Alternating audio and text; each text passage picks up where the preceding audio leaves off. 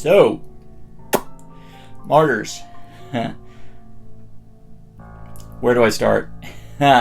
So, yes, Martyrs is one of the prime examples that people trot out when they talk about the French extreme movement that happened in the OOs, starting with films such as En Tension, or High Tension as we know it.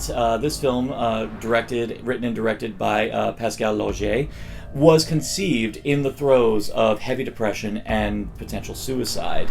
And it's a film that definitely warrants attention. This is a film that I will definitely say I think about it and I'm going, this was a wholly unpleasant experience, but it is an experience that I'm really happy I had. It's a film that I'm actually really happy I took the time to watch. It is a film that is going to stay with me for a very long time, and I never want to watch it again.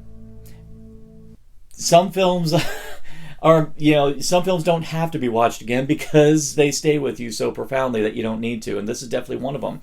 Because in the 3-act structure that it goes through, it ponders things such as trauma, and how that trauma affects people around us, and how they carry the weight of other people's traumas, and how that ends up manifesting in their own lives. But even worse, how that affects your mind on an existential level, on what you think about in terms of the pain that one goes throughout life. And it ultimately leads you to the idea, is life truly worth living? And we're all left with that existential dread of wondering if all the pain and the suffering that we all go through on a daily basis, just so that way we can live day to day and try to have some kind of vindication to know that it's all worth it, and ultimately to be left with the knowledge that we may never know, and we're left even more haunted by that notion. We don't know if everything around us is worth it. And this film very brutally and very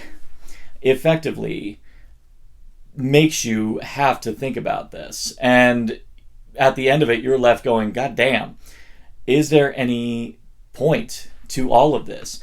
I mean, and here it starts with these two characters who are trying to deal with trauma, but ultimately doing it to the point where potentially innocent people get hurt. But then as you dig deeper, you find out that even they may not be so innocent.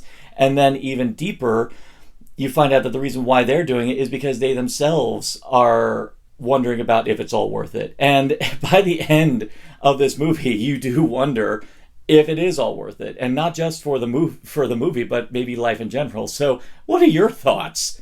Comments?